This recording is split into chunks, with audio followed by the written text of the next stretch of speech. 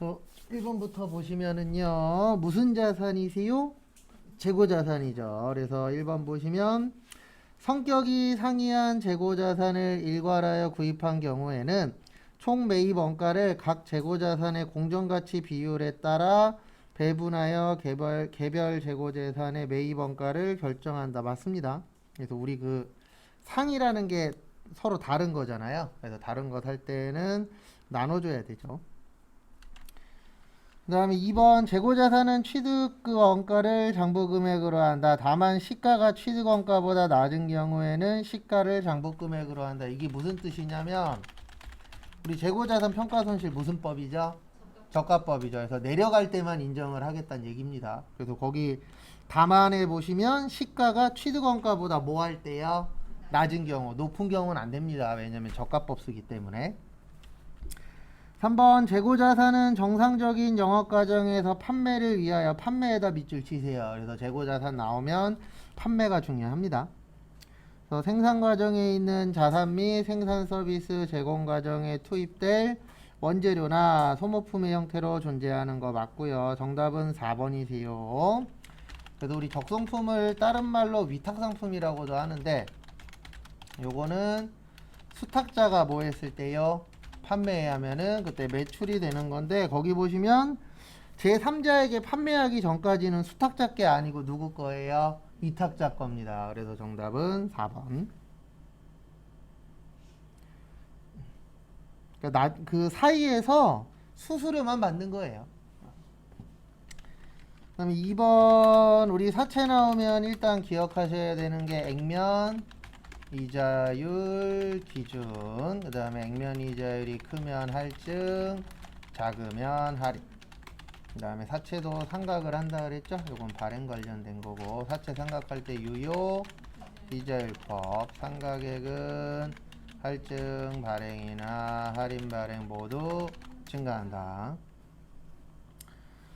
그래서 거기 보시면은 액면 이자율이 10%고 시장 이자율이 4%니까 액면 이자율이 높죠. 그래서 이거 무슨 발행이세요? 할증 발행. 그래서 액면가가 100인데 발행가는 비싸잖아요. 그래서 1번 결산일 현재 사채 장부가액은 사채 액면가액보다 크죠. 왜냐면 비싸게 발행했으니까. 그 다음에 2번 이자는 액면가액에다가 액면 이자율 곱하는 거예요. 그래서 액면가액에다가 액면 이자율 곱하면은 거기 나와 있는 것처럼 얼마 나와요? 10만원 나오죠. 정답은 3번입니다. 우리 상가액은 할증이든 할인이든 뭐 한다고요? 증가한다는데 거기는 감소한다라고 써있죠. 그 다음에 그 상각이 다 지나게 되면은 빵원이 돼요. 이게 무슨 뜻이냐면 거기 보시면 2016년도에 구입했잖아요. 근데 요게 몇 년짜리예요? 3년. 그러면 16, 17, 18 지나게 되면은 상각은 얼마가 되는 거예요? 빵이 되는 겁니다. 그래서 맞아요. 그래서 인식 후 할증 발행이나 할인 발행 다 빵이 되는 거예요. 그러니까 상각 0이다 보다는 할증 발행도 0, 할인 발행도 얼마요? 0. 왜냐면 그 3년 동안에 상각을 하도록 되어 있으세요. 그래서 정답은 3번. 3번은 조금 어려워요. 배당. 배당은 항상 이익잉여금에서 지급됩니다. 그래서 차변에 2월 이익 잉여금, 그 다음에 뭐 대변에 자본금, 요거를 무상증자라 그래요. 무슨 증자요? 무상증자. 그래서 배당은 일반적으로 돈 벌어서 하는 거잖아요. 그래서 우리가 돈 번 거를 이익잉여금이라고 합니다. 그 다음에 주식으로 돈 번 건 뭐라 그런다고요? 자본잉여금. 그래서 자본잉여금에서는 거기에 있는 것처럼 그 배당은 안 해요. 자본잉여금 가지고는 이익잉여금으로 하는 겁니다. 그 다음에 2번 주식 배당 후에는 발행 주식 수가 증가한다. 맞아요. 왜냐면 우리 자본금은 뭐 곱하기 뭐죠?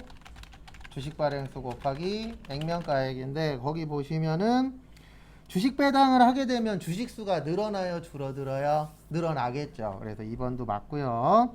정답은 3번입니다. 현금 배당 후에도 자본의 크기는 변동이 없다는데 제가 요건 몇 번 적어 드렸어요. 배당에는 돈으로 준다, 현금 배당. 그 다음에 주식으로 줄 거다, 주식 배당. 그 다음에 받을 때하고 줄 때. 그래서 받으면 배당금 수익. 그 다음에 줄 때는 그 다음에 주식 배당은 회계 처리 안 하고 수량과 단가만 재계산. 얘는 참고로 나오면은 이론 쪽에 종종 나옵니다. 분계로도 나온 적이 있긴 있어요. 분계 안 하는 걸로. 그 다음에 지급은 미지급 배당금, 미교부 주식 배당금. 그래서 거기 보시면 무슨 배당 한다고요? 3번에 현금 배당. 현금 배당하면 분계 이렇게 돼요. 차변의 2월 이익 잉여금, 이제 자본의 모여 감소, 대변의 미지급 배당금. 미지급은 안 준 거죠. 그래서 뭐의 증가? 부채의 증가. 그러면 부채가 늘어나고 자본이 줄어들면은 자본의 변동이 있어요, 없어요? 있죠. 그래서 정답 몇 번이요? 3번인데 요 분계가 잘 안 돼요. 우리가 왜 안 되냐면 이거 컴퓨터가 해주거든요. 자동 결산으로. 그러다 보니까 요 분계가 쉽진 않습니다. 그 다음에 4번 상법상의 중간 배당 할 수 있어요. 그러니까 중간에 하니까 무슨 배당이에요? 중간 배당이죠. 그래서 1회 하나요? 할 수 있는데 저희가 따로 배운 건 없습니다. 그래서 특히 2번, 3번 잘 봐주세요. 그러니까 요게 현금 배당이고 그 다음에 주식 배당은 이렇게 돼요. 차변의 2월 이익 잉여금, 그래서 자본의 모요 감소. 그 다음에 대변의 미교부 주식 배당금. 얘는 자본의 모여 증가. 그러니까 만약에 이게 똑같은 문제인데 주식 배당이라고 나왔으면 3번도 맞는 거예요. 왜냐면 주식 배당은 자본 줄고 자본 늘어나니까 결론은 어때요? 똑같죠. 그래서 제가 여러 번 설명드렸지만 그냥 주식은 안 나오는 게 도와주는 거예요. 주식 자체가 원래 좀 다단하게 생겨갖고.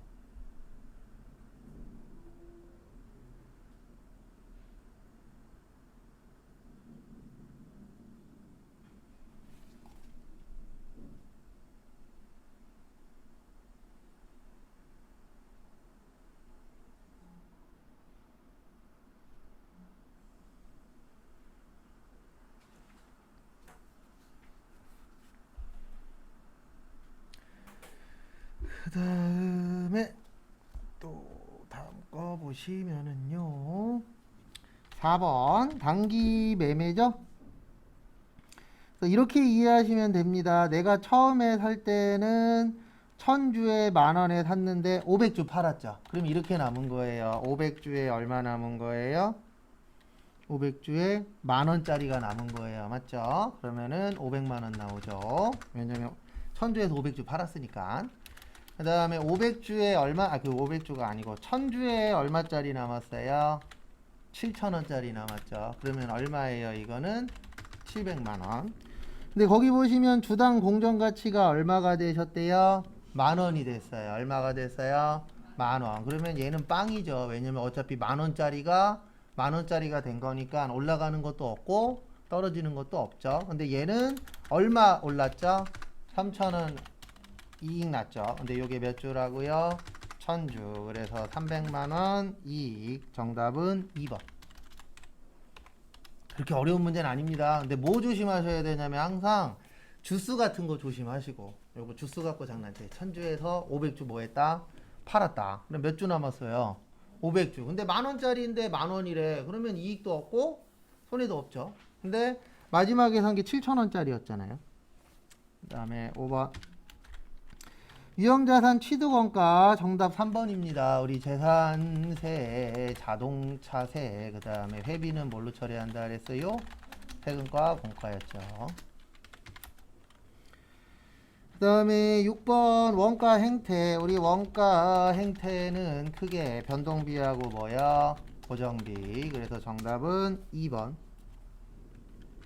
그리고 회계는 요게 잘 나와요. 회계 쪽은 총변동비는 늘어난다. 단위당 변동비는 일정하다. 총고정비는 일정하고 단위당 고정비는 감소한다. 뭐 할 때요? 조업도가 증가할 때. 그 다음에 준변동비는 혼합원가인데 변동도 있고 고정도 있고 기본 요금. 중고정비는 일정 구간. 무슨 형이요? 계단형. 이런 것도 좀 같이 봐두세요. 그 다음에 7번 개별원가 계산. 우리 개별원가 계산은 비싼 거, 그 다음에 종합원가는 싼 거. 다품종, 소량, 주문, 생산, 그 다음에 소품종, 대량, 생산, 작업지시서, 제조지시서, 작업, 원가표, 공정, 완성품, 완산량, 제조, 간접비의 배부 중요하고 기말, 제공품 중요하죠. 1번 원가의 집계가 공정 나왔죠? 정답 1번. 공정 나오면 종합이죠? 은근 이거 답으로 많이 나온 것 같아요.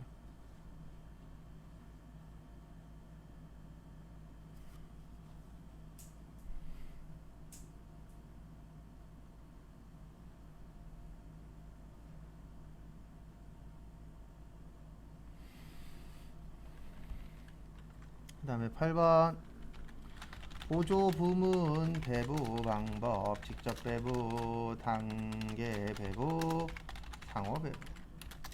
직접은 보조 부문 상호 간의 용역 수수 관계가 중요하지 않아. 단계는 배부 순서 정하고 직접 배부와 상호 배부의 절충 단계. 상호는 가장 정확, 계산은 복잡. 그래서 1번 직접 배부법은 보조 부문 상호 간의 용역 수수 관계를 일정 부분 고려하는 게 아닙니다. 아예 고려 안 하면 직접, 일정 고려하면 단계, 다 고려하면 상호죠.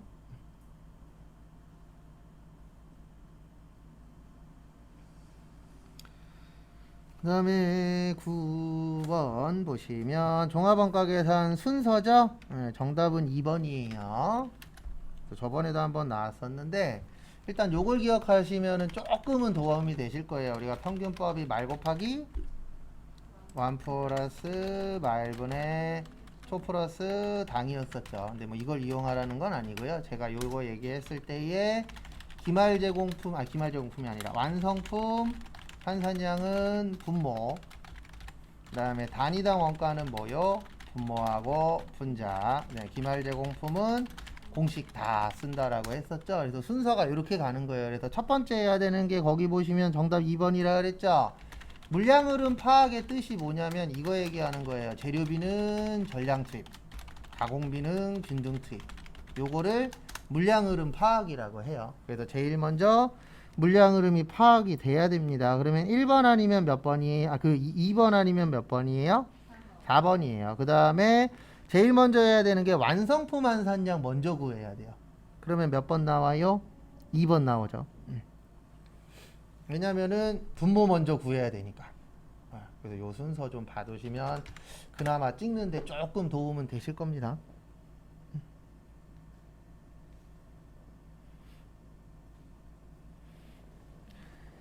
그 다음에 10번 저기에다 밑줄 치세요. 직접 노무 시간 기준. 그래서 우리 실제가 거기 보시면 1100시간이래요. 몇 시간이요? 1100시간. 그 다음에 2천만 원이에요. 그 다음에 예정은 거기 보시면은 몇 시간이죠? 1000시간. 네, 1000시간인데 항상 기준은 누구한테 맞춰야 된다고요? 실제한테. 그래서 1100시간으로 보셔야 돼요. 왜냐면 항상 기준은 누구다? 실제다. 그 다음에 거기 보시면 예정이 시간당 얼마래요? 2만원이래요. 얼마요? 2만원. 그럼 얼마 나오죠? 2200 나옵니다. 라고 이해를 하셔야 돼요. 그래서 항상 기준은 누구라고요? 실제. 그래서 시간은 실제에다 맞췄더니 2200이 나왔네. 그래서 결론은 실제보다 얼마가 크죠? 200이 크죠? 그래서 클 때자 써서 무슨 배부요? 과대 배부. 그래서 몇 번이요? 1번. 그래서 항상 누구 기준이라고요? 실제.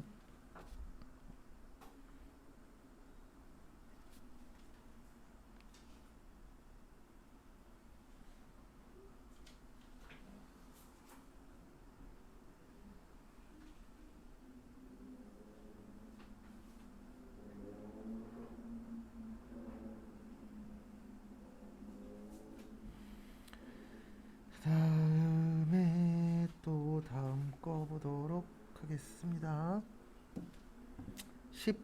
1번.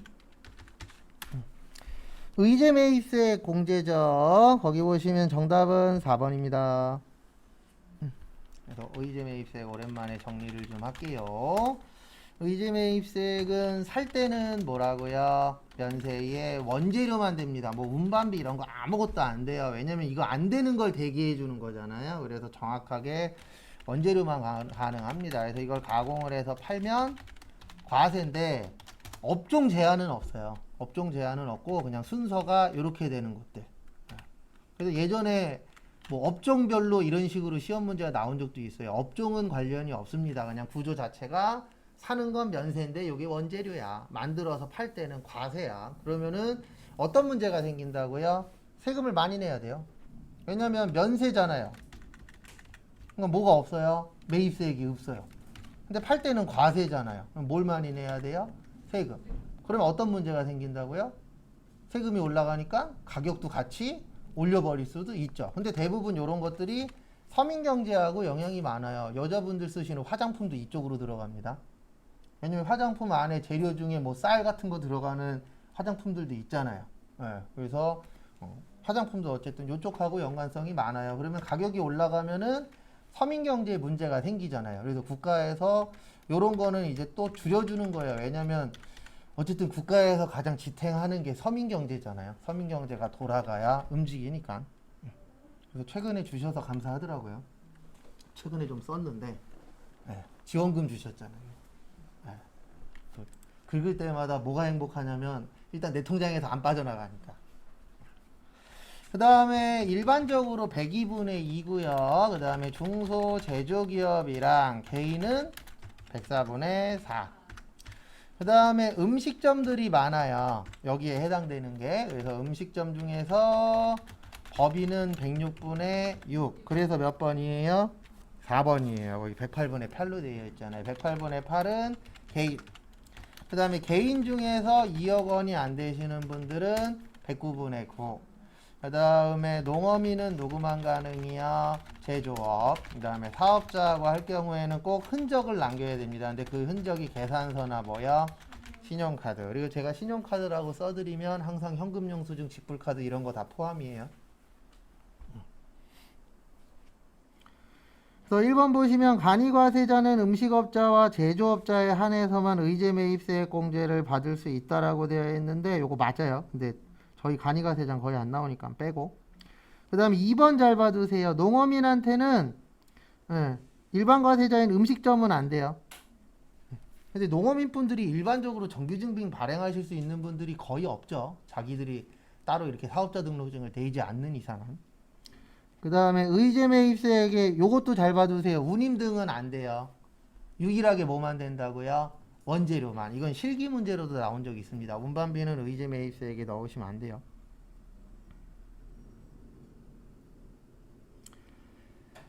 그 다음에 12번 어려워요. 일단 정답 1번. 총수익 금액이라는 게 요게 말 그대로 수입 얘기하는 거고요. 그 다음에 거기 보시면 소득 금액이라고 있죠. 소득 금액은 요 총수익 금액에서 필요 경비를 뺀 걸 소득 금액이라고 해요. 일반적으로. 그러니까 수입이라던가 소득 이렇게 나오면은 아직 안 뺀 거예요. 아무것도. 너 1년 소득이 얼마냐? 그럼 난 4천만 원이야. 그러면 내가 벌어들인 게 얼마란 뜻이에요? 4천. 아무것도 안 뺀 거예요. 근데 거기에서 필요 경비나 이런 것들을 빼면은 무슨 금액이 되는 거예요? 소득 금액. 그래서 정답은 1번이에요. 왜냐면 이자는 빼주는 거 없어요. 그러니까 우리나라가 계속 이제 앞으로도 이거 문제가 될 건데 줄이는 게 맞아요. 얘가 문제가 되고 있잖아요. 지금도 무슨 소득이요? 불로소득. 불로소득의 가장 대표적인 게 이자, 배당, 그 다음에 요즘엔 이쪽도 불로소득이에요. 맞죠? 코인 쪽도. 그 다음 뭐요? 부동산. 계속 국가가 이쪽 관련돼서 법을 계속 바꾸고 강화시키고 하잖아요. 근데 그 이유는 하나라고요. 아마 지금보다 5년 후, 10년 후가 더 심할 거고 10년 후보다 20년 후가 더 심할 거예요. 뭐가 더 심할 거냐면 이거하고 일 안 하는 사람들. 지금도 꽤 많이 늘었어요. 과거보다. 네. 제 주변에도 뭐 주식하시는 분들도 있었는데 계속 늘어나고 있어요. 그러면 어떤 문제가 생기냐면 일 안 하려고 하는 거죠. 왜냐면 일 뼈 빠지게 해갖고 1년 동안 통장에 1,000만 원 모았어. 쓸 거 다 쓰고. 근데 띵까띵까 놀면서 주식했는데 1억 벌었대. 그러면 일하기 싫어져요. 네. 근데 항상 그거 아셔야 됩니다. 1억 버는 게 쉽지 않아요. 1년 동안 1억을 벌 수는 있겠지만 과연 그 번 사람이 몇 프로나 되겠냐고요. 망한 사람이 더 많지. 근데 항상 우리는 그런 거는 위에 보려고 그래요? 밑에 보려고 그래요? 위에 보려고 하죠. 왜냐면 올라가고 싶은 게 맞으니까. 그리고 저번 주에 저기 로또 1등 동네 부근에 나온 데 있다 그래갖고 거기 가서 샀잖아요. 아, 저는 이런 거하고는 안 맞아요. 다 성향인데 저는 만약에 이거 하면 제 장담하는데 두세 달 안에 10kg 뺄 수 있어요. 잠을 못 자서. 왜냐면 마이너스 되는 게 급속도로 떨어질 때도 있잖아요. 당연히 올라가면 기뻐서 못 잘 거고 떨어지면 슬퍼서 못 잘 거고 저는 성향이 아닌데 그렇고요. 그래서 정답은 1번입니다. 이자는 빼주는 거 없어요. 왜냐면 불로소득 쪽은 국가에서 최대한 안 빼주고 최대한 많이 가져가시려고 노력을 해요. 근데 그건 딴 것 때문이 아니에요. 이게 이것 때문에 부익부 빈익빈이 생기는 거니까. 우리나라도 이제 갭이 조금씩 늘어나고 있잖아요. 계속 늘어날 거고. 그래서 빌 게이츠 씨가 예전에 어느 방송이었더라? 어쨌든 인터뷰였나 어떤 기자하고였나 거기에서 그 얘기 했잖아요. 공산당이 좋은 것 같다고. 왜냐면 갭 차이가 계속 날 거니까. 그 다음에 13번 공급 시기도 은근 잘 냅니다. 증여 나오면 증여한 재화를 사용 소비하는 때 아니에요. 이거 간주 공급이죠. 그래서 이건 증여하는 때로 보시면 됩니다. 사용하거나 소비는 언제 할지 알아요? 몰라요? 모르죠. 그 다음에 2번 전세금이나 임대보증금 정답은 2번이에요.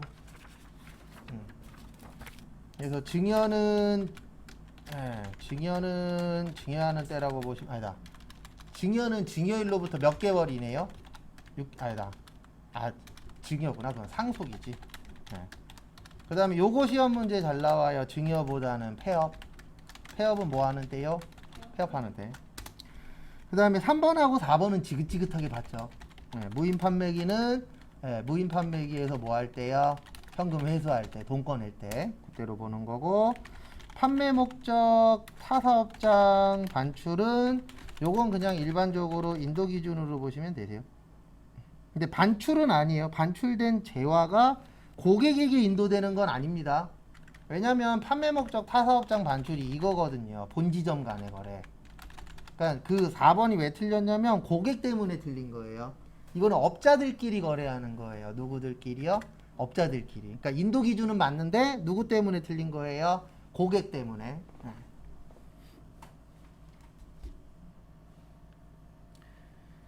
그 다음에 14번. 다음에 설명 중 맞는 것이죠. 1번 틀렸어요. 왜냐면 대손세액공제는 언제만 가능하다 그랬죠? 네, 확정만 가능해요. 그래서 예정 때는 안 됩니다. 아무리 뭐가 돼도 예정 때는 할 수 없어요. 그 다음에 비영업용 소형 승용차의 구입 비용은 매입세액공제가 안 되지만 사업에 직접 사용이 입증된 임차와 유지 비용은 매입세액 공제 대상이라고 되어 있는데 매입세액으로 되는 거는 뭐 관련된 회사만 된다고요? 차량 관련 회사만 돼요. 우리 회사가 어디에 썼냐가 아니고, 그래도 대표적으로 택시 회사하고 렌트카 회사 요런 데만 되는 거지 다 되는 거는 아닙니다. 그래서 틀렸고, 그 다음에 3번 사업에 직접 사용이 입증된 접대비도 불공이죠. 그래서 정답 몇 번이에요? 4번이에요. 토지 불공이죠.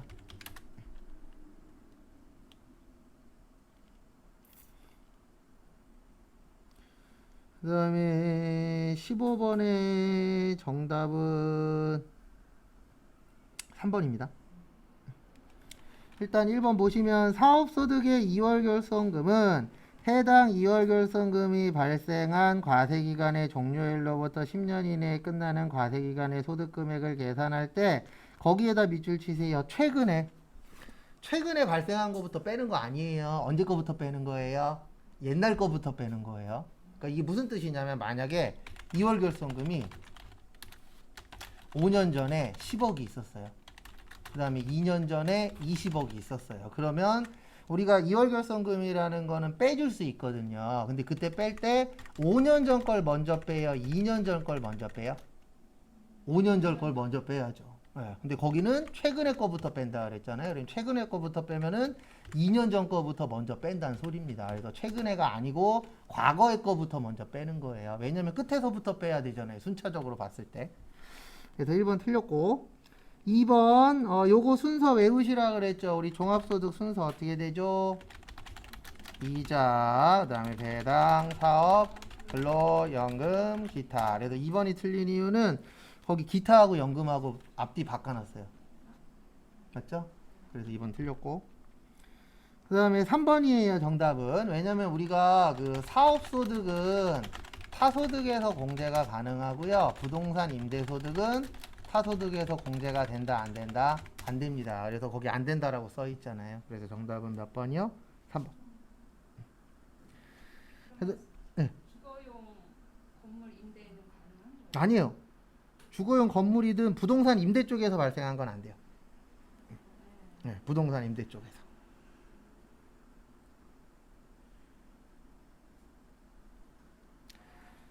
그 다음에 4번 보시면 결손금이라는 거는 올해 발생한 거예요. 언제 발생한 거라고요? 올해 발생한 거. 그 다음에 2월 결손금은 옛날에 발생한 거예요. 그래서 결손금과 2월 결손금이 있을 때는 해당 과세기간에 결손금이 발생하고 2월 결손금이 있으면 2월 결손금을 먼저 빼는 게 아니고 일단 첫 번째로 결손금을 먼저 빼는 거예요. 그래서 올해 마이너스 된 걸 먼저 빼고 그래도 마이너스가 나면 옛날 거부터 빼주는 방식입니다. 그래서 4번도 틀렸어요. 그래서 결손금을 먼저 빼는 거지 2월 결손금을 먼저 빼주는 거는 아닙니다.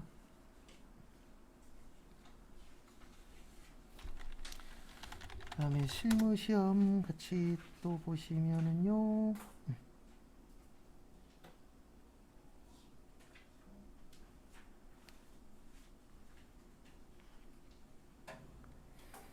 보시면 문제 1번 6월 10일 우리 월급 줄 때 세금 띄면 뭐였죠?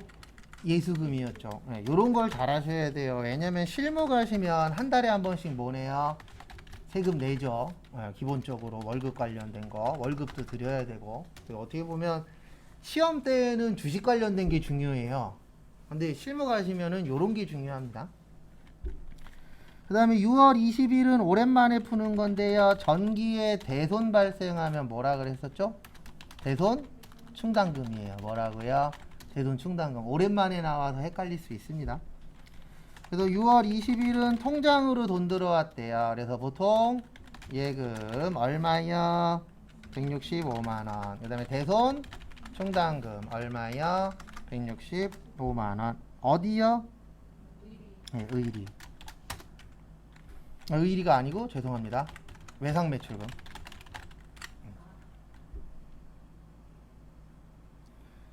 그 다음에 8월 20일 이런 거나 많이 내주면 좋을 것 같아요. 네, 보험료 얼마요? 152만 6,890원. 어디에서 나갔어요? 보통 예금. 특별한 건 없죠? 그리고 58 조심하시고 항상.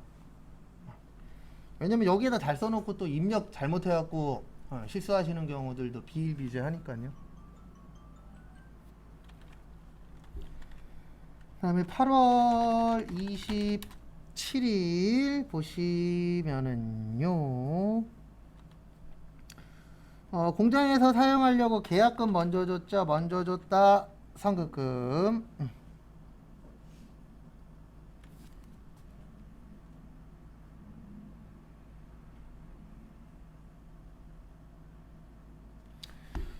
선급금 얼마예요? 200. 그 다음에 지손 무슨 예금이요? 장자예금 얼마요? 200. 근데 전체적으로 일반 존표가 좀 어렵게 낸 편은 아니에요. 요 정도면은 한 전산에게 1급하고 전산에게 2급 사이 정도? 난이도는. 그 다음에 밥 먹었죠? 800번대 복리 후생비 뭘로 드셨어요? 카드로. 무슨 카드? 부자카드.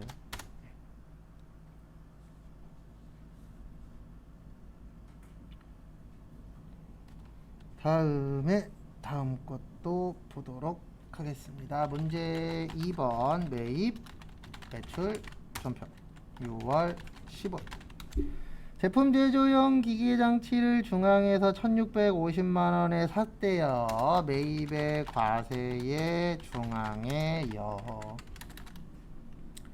그 다음에 차변에 기계 장치 1500, 그 다음에 세금 얼마요? 150.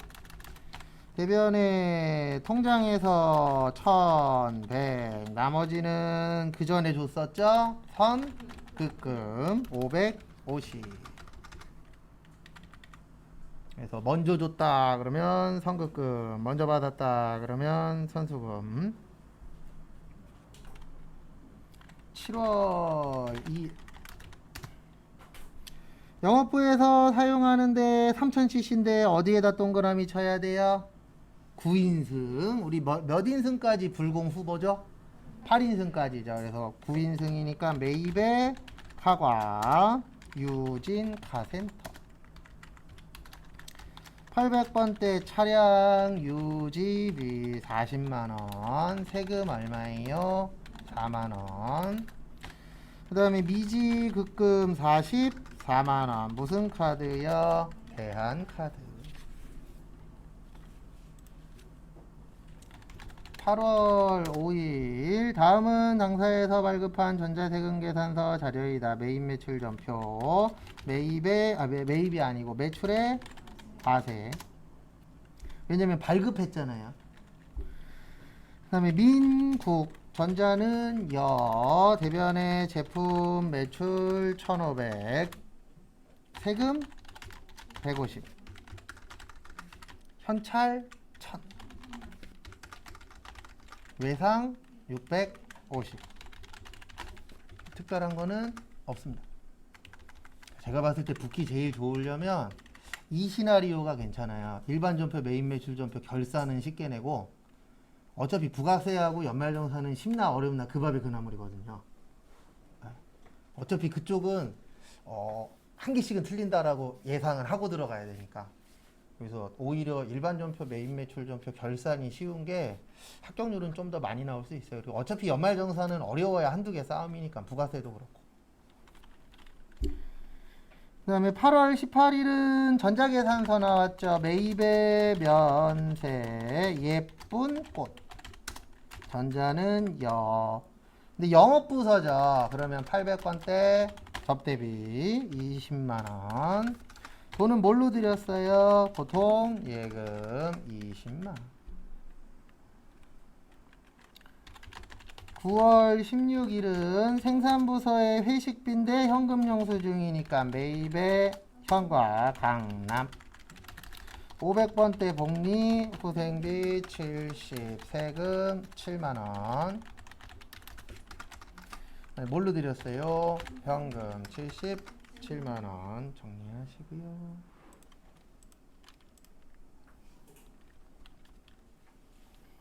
문제 3번. 요 문제 괜찮습니다. 부동산 임대공급가액 명세서. 제가 봤을 때는 부가가치세 중에서 좀 쉬운 편에 들어가더라고요. 몇 월에서 몇 월이요?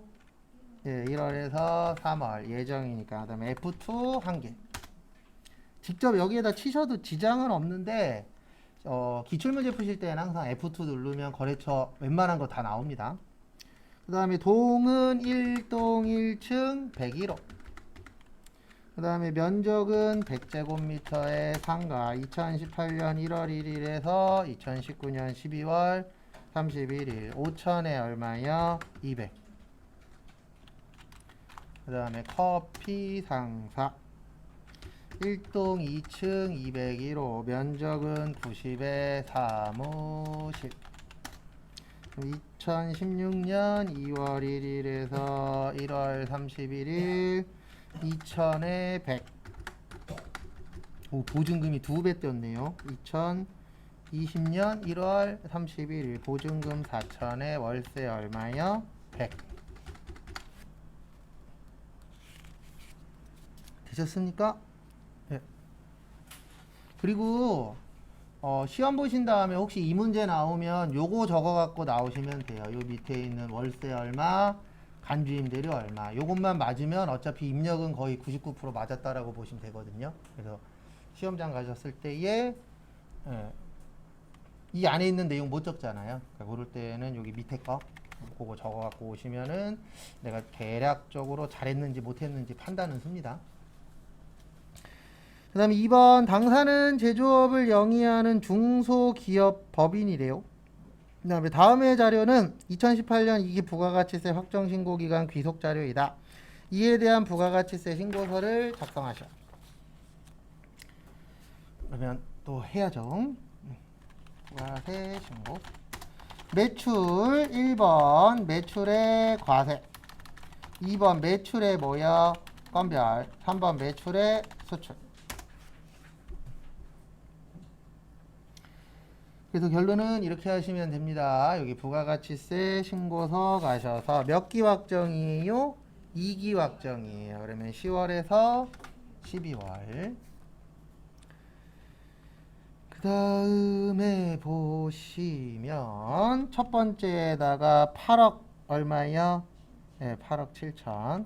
8억 7천에 8,700.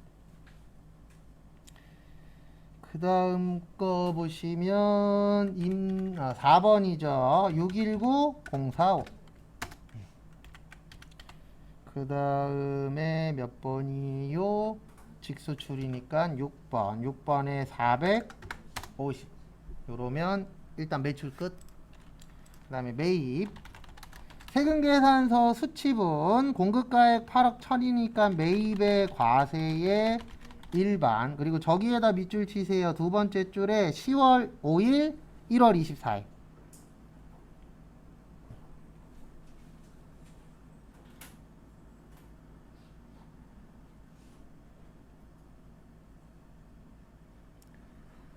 그래서 거기 보시면은요. 거기 보시면 늦게 받았죠.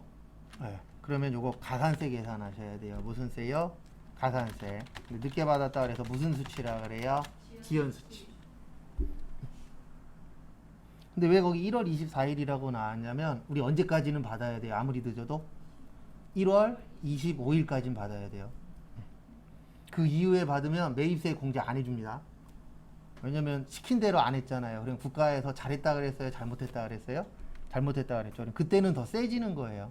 그래서 아무리 늦어도 웬만하면 언제까지는 해주셔야 돼요? 신고 기한까지는 마무리를 해줘야 돼요. 그래야 국가에서도 그래 그러면 약속 지키려고 노력했으니까 조금은 봐줄게 이런 애누리가 좀 생기는데 날짜를 넘겨버렸어 안 지켰어 그러면은 약속 어긴 거잖아요. 그럼 약속 어겼으면 페널티를 줘야죠. 그래서 가산세 지연 수치. 그 다음에 세금계산서 고정자산 매입. 요거 매입에 뭐예요? 불공의 고정이에요. 그리고 고정 나오면 항상 기억하셔야 되는 거 몇 번 입력? 2번 입력. 그거 잘. 잠시만요. 9인승이었구나. 감사합니다. 매입 과세죠. 몇 인승까지라고요? 8인승까지. 9인승이니까 불공 아니에요. 그 다음에 법인용 매입의 카과에 뭐요? 일반. 그래서 여기에서 키포인트는 요거 지연 수치랑 그 다음에 8인승 9인승. 그래서 이렇게 넣으시면 됩니다. 일단 10번 가셔서 8억 1000에 8천 얼마요? 100. 그 다음에 여기 밑에 25번 누르시면 여기 위에 지연 수치 있어요. 얼마요? 1억. 1억이 아니고 4,500. 네. 그러면 22만 5천원. 되셨죠? 그 다음에 11번이에요. 매입과세, 매입과세의 고정. 얼마예요? 여기가 1억에 1000. 그 다음에 마지막으로 여기 40번. 그래서 40번 가서 얼마예요? 900에 90. 그리고 이거는 요거 적어 갖고 오시면 돼요. 여기 제일 마지막에 차감, 가감. 요거 금액 적어 갖고 오시면은 내가 얼추 금액은 맞게 넣었는지 어느 정도 판단이 됩니다. 그래서 지금 여기 마이너스 나왔죠? 이거 돌려받는 거예요, 환급. 네. 이게 절대 좋은 게 아닙니다. 돌려받는 게. 미안한 얘기지만 그게 무조건 좋은 건 아니지만 원래 세금 내는 게 좋은 거예요. 왜냐면 세금을 낸다는 얘기는 내가 뭐가 있다는 얘기예요? 네, 돈이 있다는 얘기예요.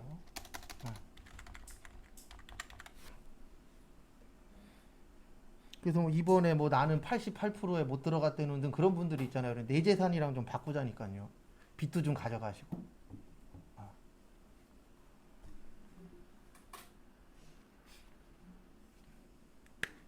저는 그 사람이 제일 부러울 것 같더라고요. 저기 딴 걸로 걸려서 못 받는 사람 말고 통장에 이자로 2천만 원 이상 받아서 못 받는 사람이 전 제일 부러워요. 왜냐하면 일단 통장에 10억 이상 있다는 얘기잖아요.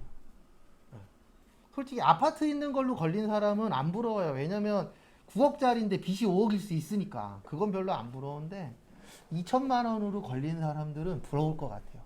그럼 일단 최소 10억 이상은 있는 거니까.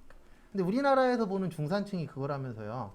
집 있고, 그 다음에 차 있고, 그 다음에 통장에 얼마라 그랬더라? 5억인가? 1억인가? 네, 그것도 데이터가 또 있더라고요. 근데 우리나라는 원래 그런 거 좋아한대잖아요. 줄 세우는 거. 그래서 예전에 한참 그거 유행이었잖아요. 금수저, 은수저, 동수저. 하고 그때는 저 혼자 외벌이 하고 있을 때였는데 와이프가 그거 보더니 오빠 우리는 무슨 수저야? 근데 봤는데 그냥 우리는 그냥 수저였어요. 아무 데도 안 들어가더라고요. 금운동도 안 들어가고.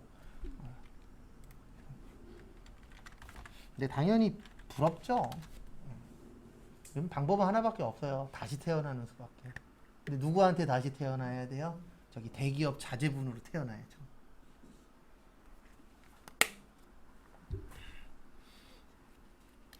그 다음에 거기 결산 이거 계속 나오죠. 그래서 요거는 외워버리세요. 기본만. 차변에 부가세, 예수금. 그 다음에 대변엔 뭐요?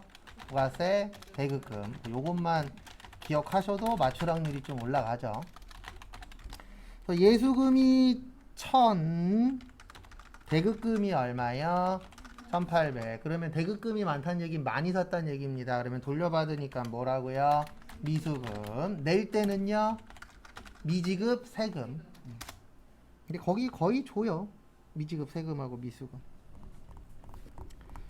그 다음에 2번처럼 나오면 매도 가능 증권도 풀만합니다. 이렇게 두 개로 딱 끊어지면은 얼마 떨어졌죠? 750. 그래서 매도 가능 증권 평가 손실 대변의 매도 가능 증권인데 주의하셔야 될 점은 하나예요. 앞에 잠깐 보세요. 뭐 조심하셔야 되냐면 진짜 이거 실수 은근해요. 어려운 건 아니고 차변의 매도 가능 증권 평가 손실 요거는 거의 안 틀려요. 왜냐면 하나밖에 없으니까. 문제는 이겁니다. 여기에 뭐요? 매도 가능 증권 위에 거라 그랬어요? 밑에 거라 그랬어요? 밑에 거예요. 요런 거 은근 실수 잘해요. 왜냐면 시험장 가면 또 마음이 급하다 보니까 우리가 입력하다 보면 엔터 치는 게 또 습관화가 어느 정도 되거든요. 그런 부분 항상 주의하시고. 왜냐면 어느 정도 준비가 되면은요. 그러니까 준비가 안 되면 그건 어차피 떨어지는 거고 내가 어느 정도 준비가 되면 제가 봤을 때에는 그날 실수를 누가 하나라도 더 하냐 덜 하냐 싸움이지 실질적으로 내가 얼마만큼 아냐는 시험날엔 그렇게 크게 중요하지 않더라고요. 어느 정도 준비가 되면. 어차피 다 생소한 거니까. 그래도 전 진짜 거짓말 안 하고 제가 어느 정도 준비된 시험이잖아요. 그러면 시험장 가서 마음속으로 하나만 생각해요. 실수만 하지 말자. 왜냐면 내가 평소에 문제를 풀었는데 한 80점대 나와. 그러면 그건 실수만 안 하면 뭐예요? 붙을 수 있죠. 근데 이제 간당간당한 시험이 있어요. 그러면 그날은 가갖고 마음속으로 계속 그 생각만 하죠. 아는 것만 나와라. 어쩔 수 없잖아요. 모르는 건 어차피 틀릴 거니까. 이게 마음가짐이 또 바뀌긴 하더라고요. 그 다음에 3번 요런 거 잘 푸셔야 고득점 됩니다. 거기 보시면 12월 16일부터 1월 15일까지 얼마 줬었어야 되죠? 250. 근데 여기에서 이걸 잘 봐야 돼요. 첫 번째 줄 끝에 미지급 비용 보라고 되어 있잖아요. 맞죠? 네. 그러면 올해 해당되는 건 얼마예요? 130이에요. 그러니까 내용이 이렇게 되는 거예요. 우리가 올해부터 내년까지 줄 건 얼마 있는 거예요? 250. 요건 차기하고 단기하고 섞여 있는 거예요. 맞죠? 근데 올해 건 얼마예요? 130. 그러면 우리는 지금 올해 12월 31일이잖아요. 그러면 언제 것만 고민하면 돼요? 올해 것만. 내년 건 내년에 고민하는 거예요. 그래서 차변의 이자 비용 130 줬다 안 줬다? 안 줬다. 미지급 비용 얼마요? 130. 이거 잘못 보면 120 쓰시는 분도 있습니다. 근데 120 쓰게끔 주긴 한 거예요.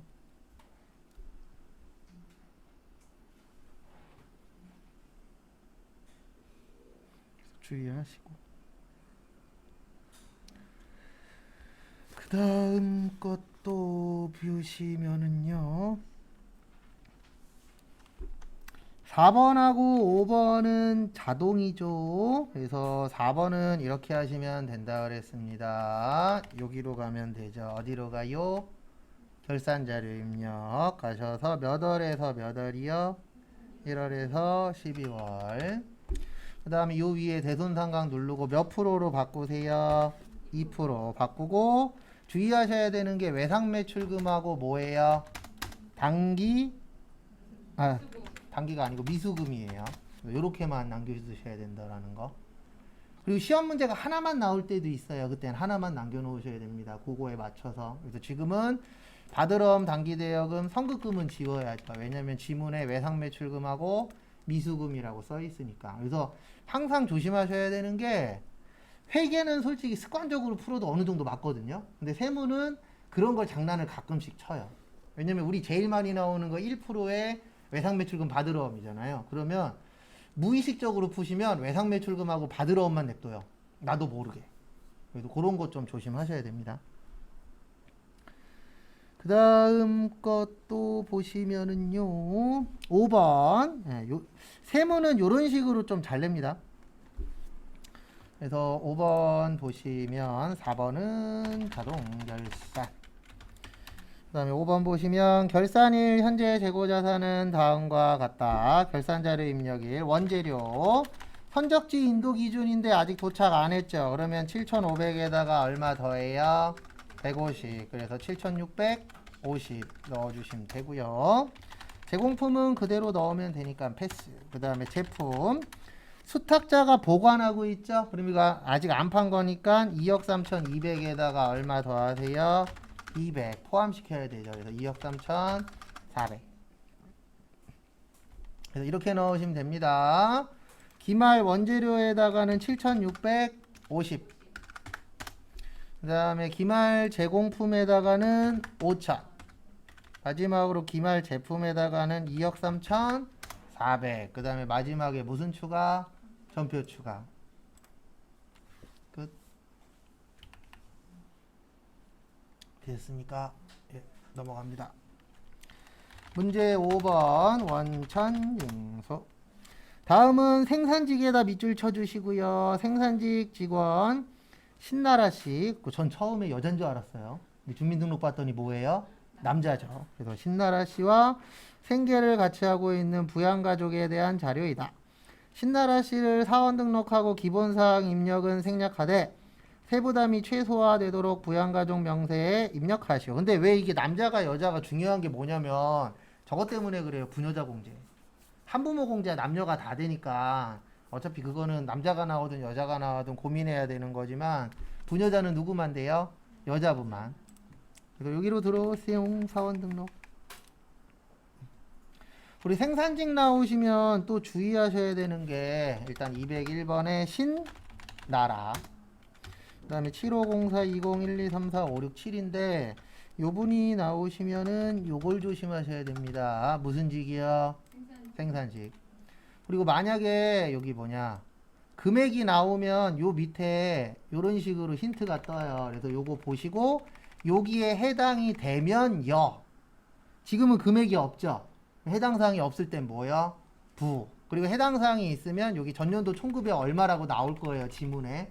여기 꼭 넣어주셔야 됩니다. 근데 이게 나오면 왜 어렵냐면 낸 적이 거의 없어요. 맞죠? 저희 지금까지 풀면서 생산직 만져본 적 많지 않아요. 그러다 보니까 실제 시험에서 만나면 좀 허둥지둥할 확률이 좀 있습니다. 그 다음에 주소는 없으니까 패스. 네, 부양가족 명세. 신나라 본인은 특별한 거 없으시죠? 그 다음에 배우자 오연진님. 당첨되려면 이렇게 돼야 됩니다. 복권 당첨금 됐죠? 근데 복권 당첨금은 소득 없는 거예요. 그래서 배우자. 몇십억이 나와도 됩니다. 그러니까 기왕 될 거면 몇십억으로 되세요. 저는 항상 생각하는데 저 5등도 잘 안 되거든요. 그러면 항상 감사드려요. 나중에 한 방에 크게 주시려고 나한테 이런 시련을 계속 주시나 보다. 왜냐면 2등, 3등 되면 잠 못 잘 것 같아요. 2등, 3등 다 몇 개 차이예요? 하나 차이잖아요. 3등은 5개 맞은 거고 2등은 5개의 보너스잖아요. 근데 거기에 하나만 맞으면 몇 등 되는 거예요? 1등. 관상가가 그랬어요. 관상 봤는데 전 늦게 터질 거라고. 그래서 한 40년 안에 터지지 않을까 라고 생각하고 살고 있는데, 그런 얘기는 다 할 수 있죠 뭐. 그 다음에 본인의 어머님, 요것도 조심하셔야 되는 게, 본인의 어머님이면 1번, 배우자의 어머님이면은요 2번. 이것도 조심해야 돼요. 장난쳐요. 막 시부모님, 장모님 이렇게 나온 적이 있습니다. 실제 시험에서도 많지는 않지만. 박순래님 보시면 4812282346 이분 구해야 돼요. 뭘 구해야 되냐면 총급이 얼마죠? 300이죠. 우리 500까지 몇 프로 빼준다고요?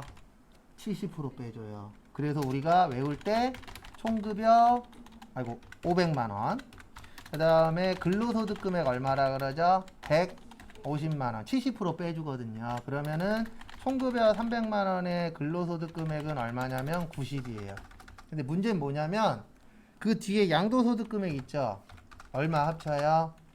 그러면 110 돼요. 합치면 무조건 기준금액은 100이에요. 그 나와 있는 거 빼놓고는 무조건 얼마 넘으면 안 되는 거예요? 100만원 넘으면 안 되는 거예요. 그래서 이렇게 나오면은 시험 난이도가 올라갑니다. 그리고 예전에 한번 이런 거 내는 적도 있어요. 증여. 증여는 몇 천만 원을 증여하든 신경 쓰실 거 없어요. 왜냐면 증여세는 소득세 아니잖아요. 그러니까 소득세 안에 있는 것만 고민하는 거예요. 양도소득세는 소득세잖아요. 그래서 합쳐서 계산하는 거고, 만약에 똑같은 문제인데 증여세가 200만 원이래. 그러면 증여세는 없다라고 보고 계산하시는 거예요. 왜냐면 소득세가 아니니까. 증여세는 증여세라 해서 따로 있잖아요. 따로 있는 것까지 신경 쓰실 필요 없어요. 한 번 나왔어요, 지금까지. 그 별의 별 방법을 다 쓰세요. 왜냐면 내시는 분들은 우리를 어떻게든 한 명이라도 더 떨어뜨려야 되니까. 그건 어쩔 수 없는 거죠. 그래서 결론은 이분은 여예요, 부예요? 부예요. 왜요? 100만 원 넘어서. 왜 100만 원 넘었는지 이해하셔야 됩니다. 우리 총급여 500까지는 몇 프로 빼준다고요? 70%. 그리고 500 넘는 건 안 내요. 왜냐면 어차피 안 되는 거니까.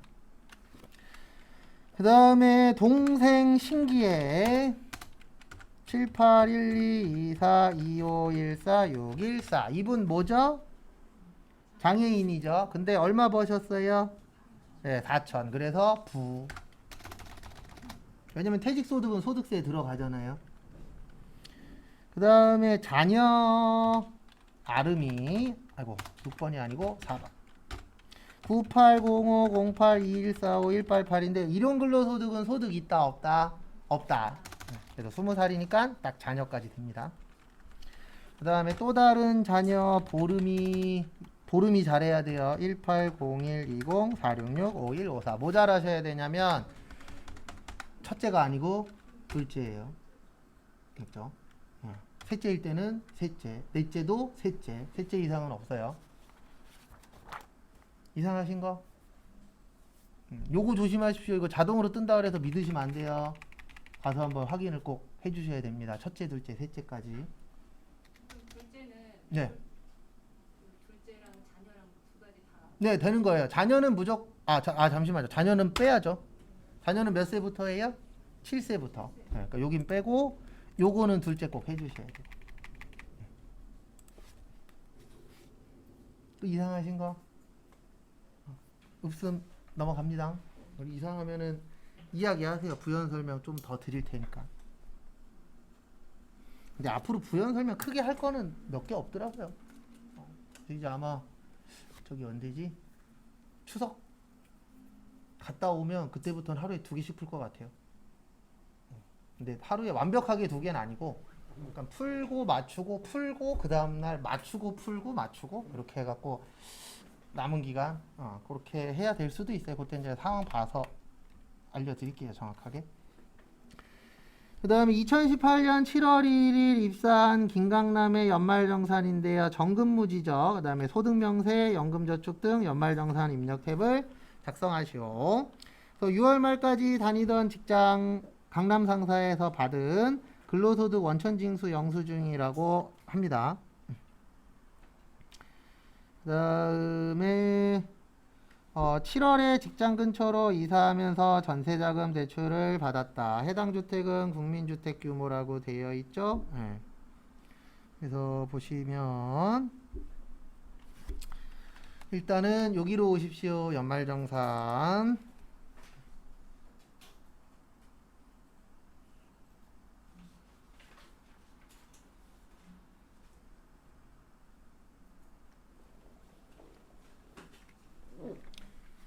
그 다음에 보시면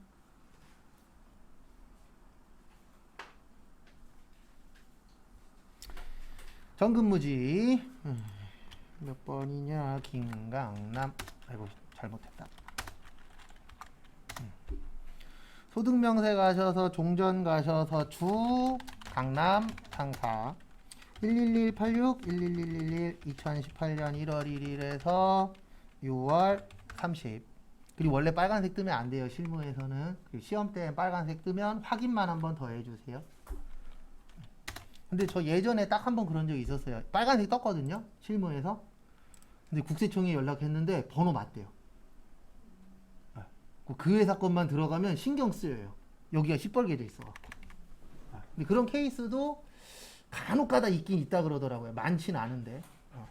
그래서 심심하신 분들은 우리 그 입력할 때 보면 주민등록번호 넣는 날 있잖아요. 거기에다 본인 주민등록번호 한번 넣어보세요. 빨간색 나오면 저기 구청이나 이런 데 한번 연락해 보시고. 근데 아직까지는 없었어요. 근데 그런 경우가 발생할 수는 있습니다. 급여는 1,800. 이분은 똑같은 회사로 들어갔네요. 여기도 6개월 동안 1,800, 여기도 1,800. 그 다음에 상여 얼마예요? 900. 상여 줘서 이직하셨네요. 지금 회사는 상여가 없잖아요. 6개월 동안. 밑으로 쭉 내려서 건강보험료가 824400. 그 다음에 장기요양이 62,000원. 고용이 175,500원. 그 다음에 국민연금이 81만원. 그 다음에 요 밑에가 중요합니다. 요 밑에는 42만원에 얼마예요? 42,000원.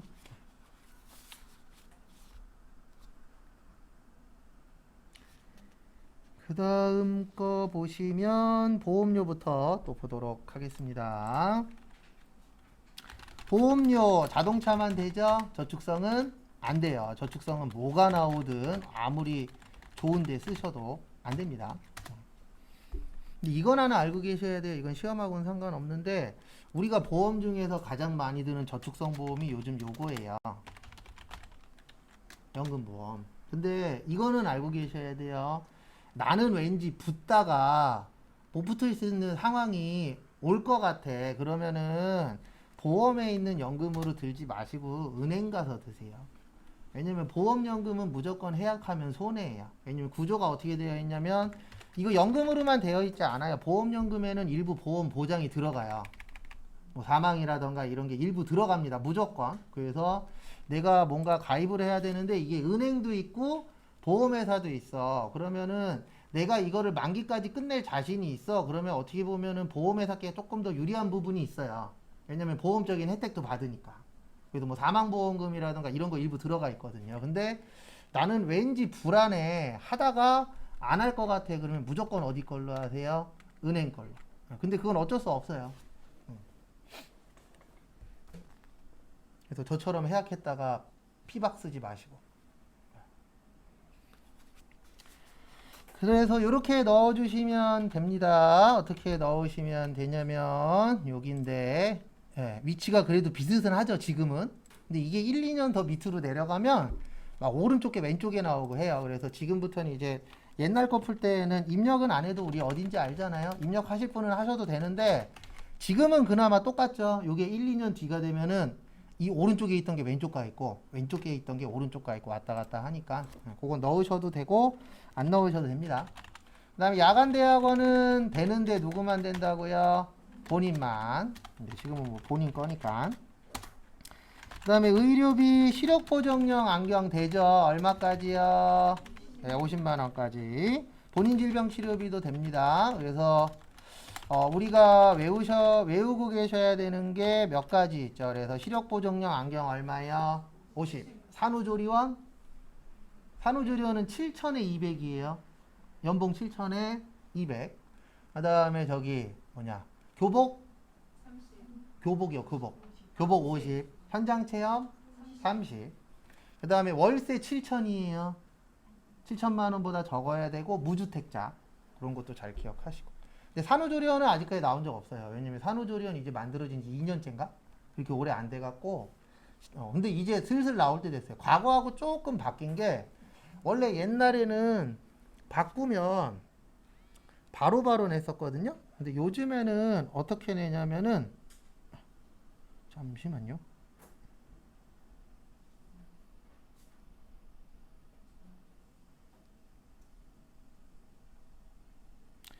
요즘에는 이제 옛날하고 좀 바뀐 게 새로운 거 내면 바로 안 내면은 한 1, 2년 동안 안 내다가 내더라고요. 추세 자체가. 그러니까 내시는 분이 약간 또 바뀌었나? 불안불안하긴 해요, 매번. 그 다음에 신용카드 이렇게 나오면 참 좋은 시험 되는 겁니다. 이거 다 입력해도 되죠? 왜냐면 안경 구입비 되잖아요.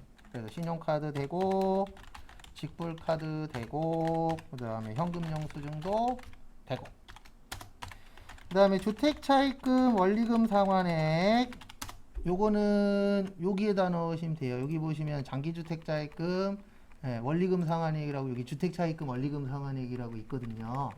34번에 있어요. 몇 번에 있다고요? 34번. 그리고 모르는 거 나올 땐 어쩔 수 없이 하나씩 다 보시는 수밖에 없어요. 왜냐면 이런 건 잘 안 나오니까. 그래서 34번 가시면 저희는 대출 기간에다 넣어요. 그리고 원금 포함해서 넣는 거예요. 330. 왜냐면 요즘에는 원금 이자 같이 상환하잖아요. 그래서 여기 칸에다가 원금하고 이자 포함해서 넣어주시면 됩니다.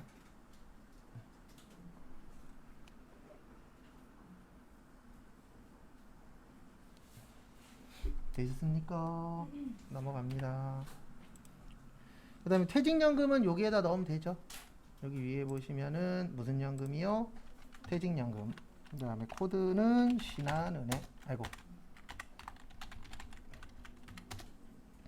계좌번호는 110-110-110 금액 얼마예요? 120. 되셨습니까? 다 했죠? 그 다음에 잠깐 쉬었다가 12시 20분에 저희 그 남는 시간에 하는 거 있죠? 네, 그거 좀 하도록 하겠습니다. 이상한 거 있으시면 질문